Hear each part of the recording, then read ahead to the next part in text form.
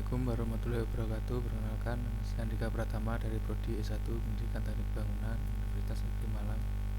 Di sini saya akan mempresentasikan tentang duktilitas dan energi disipasi.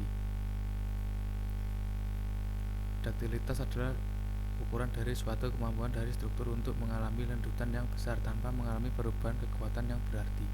Duktilitas juga suatu kemampuan untuk mengalami simpangan pasca elastik yang besar secara berulang kali dan bolak-balik akibat beban di atas beban yang menyebabkan terjadinya pelemahan. Pertama, duktilitas menjadi salah satu sifat dari material, yaitu pada struktur bangunan khususnya pada beton bertulang dan juga logam. Duktilitas dapat ditinjau dari segi tegangan, strain, lengkungan, kurvatur, dan lendutan displacement.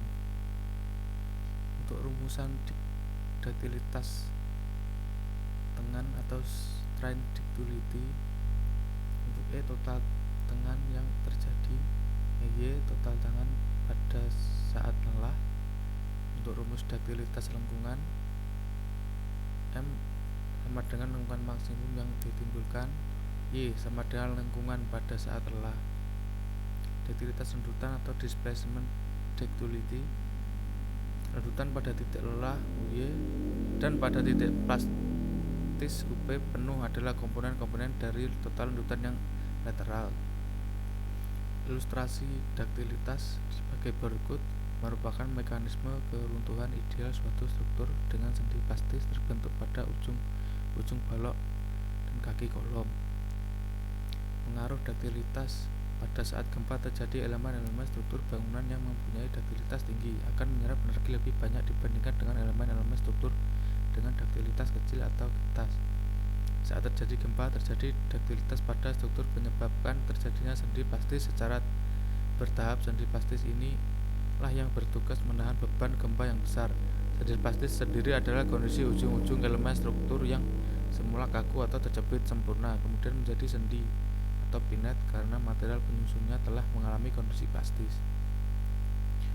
Studi kasus duktilitas: gedung mempunyai jumlah lantai 10 dengan fungsi bangunan untuk perkantoran, maka digunakan nilai faktor keutamaan sebesar 1,0 menurut SNI 2002B. Model gedung tanpa basement sehingga taraf penjepitan lateral pada lantai dasar dapat dimodelkan dengan idealisasi model tumpuan jepit. Model gedung termasuk ke dalam klasifikasi beraturan sesuai peraturan gempa Indonesia. Contoh soal duktilitas: sebuah kolom dengan dimensi lebar 300 mm dan tinggi 300 mm dibuat dengan menggunakan beton mutu F aksensi sama dengan 22,5 MPa dan baja tulangan FY sama dengan 300 MPa.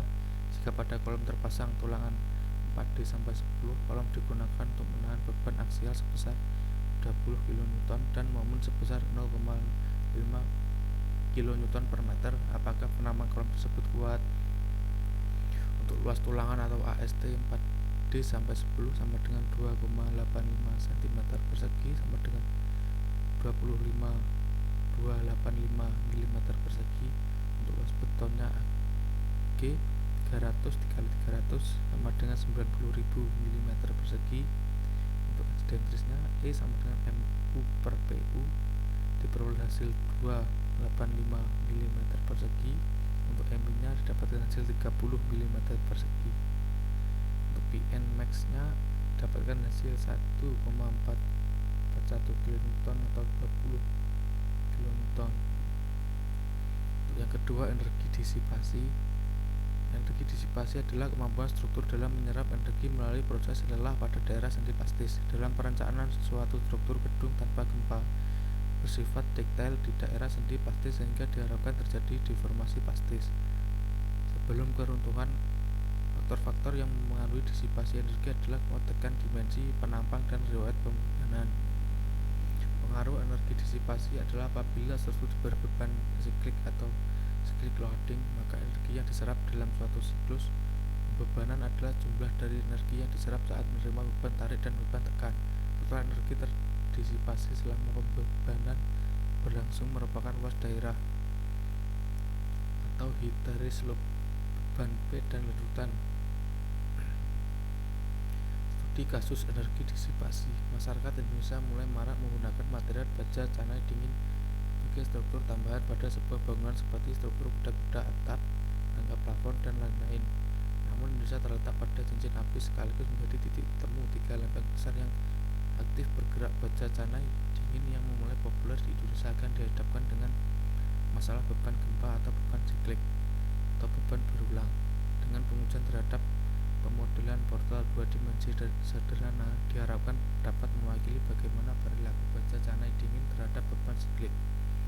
Pada penelitian ini, beban siklik direpresentasikan berupa beban lateral pada struktur portal yang terbuat dari material canai dingin dengan profil ukuran 40x40,04 untuk kolom dan 20,40,04 untuk balok. Portal tersebut memiliki 2 lantai dengan tinggi total 106 cm dan lebar 60 cm, dengan lantai 2 berada di jarak 50 cm dari bawah. Sambungan pada setiap pertemuan balok dan kolom menggunakan skrup dan menggunakan plat sambungan dari material canai dingin dengan variasi bentuk siku dan segitiga, masing-masing 3 buah benda uji. Contoh soal untuk energi disipasi. Dari gambar di samping, berapakah daya disipasi pada hambatan 2 ohm? Jawab P kali R kali I pangkat 2. R1 sama dengan 1 tambah 2 tambah 3 sama dengan 6 ohm. I sama dengan V per R3 sama dengan 2 kali 3 per 3 sama dengan 3 per 6 sama dengan 1 per 2. Ditanya P sama dengan R kali I pangkat 2. 2 dikali 1 per 2 dikali 1 per 2 didapatkan hasil 1 per 2 watt. Sekian presentasi dari saya. Assalamualaikum warahmatullahi wabarakatuh.